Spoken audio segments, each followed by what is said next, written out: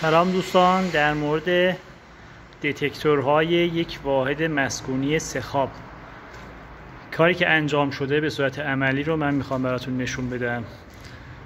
ببینید دوستان، ما اینجا همه فضاهای یه دونه دتکتور میخوایم. ته خطمون شده این راه رو، اینجا میبینید این لوله رو، اینجا ته خط ماست که از این راه رو ما دتکتور لوله‌مون اومده و دتکتور این اتاق رو تغذیه کرده و از این اتاق، از این لوله اومده به اتاق وسطی که میشه این دتکتور و از اینجا هم رفته به اتاق بغل دستی که پنجرهش اینجاست.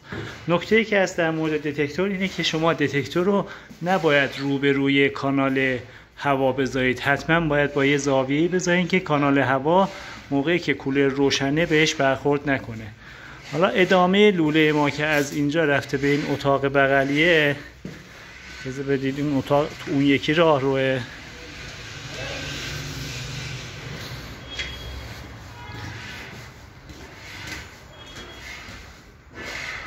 میشه این لوله اومده دتکتور اینجا رو تغذیه کرده، دوباره از اینجا توسط این لوله‌ای که اینجا هستش اومده دتکتور راهرو، از راهرو دادیم به کلوزت و کلوزت هم اومده توی سالن شده این، و از اینجا دتکتور آشپزخونه رو دادیم، میشه آشپزخونه، و از آشپزخونه اومده توی جلوی آسانسور، لابی آسانسور اومده این لوله.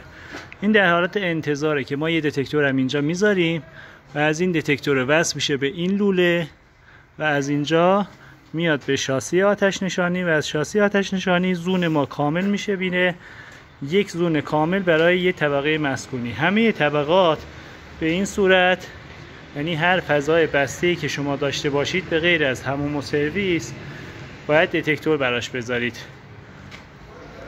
این لوله هم که اینجا میبینید لوله آژیرشه که به صورت یکی در میون طبقات زوج با همدیگه لوپ میشن، طبقات فرد با همدیگه لوپ میشن. دو مسیر آژیر برای آتش نشانی باید در نظر بگیرید. یعنی اینجا ما این واحد مسکونی مثلا 5 طبقه واحد مسکونی داریم، 5 تا زوم برای واحدهای مسکونی میشه، یه زوم برای پارکینگ میشه و یه زوم برای منفیاش که اگه احتمالاً داشته باشه برای منفیا میشه 6 تا زون یا 7 تا زون و 2 تا زون هم برای آژیر آتش نشانی در نظر میگیریم.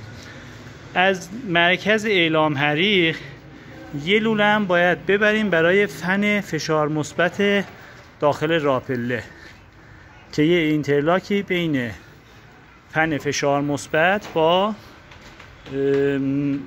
سیستم اعلام حریق داشته باشیم که وقتی یکی از دتکتورها آلارم داد فن شروع بکنه به کار کردن. ممنون، تشکر.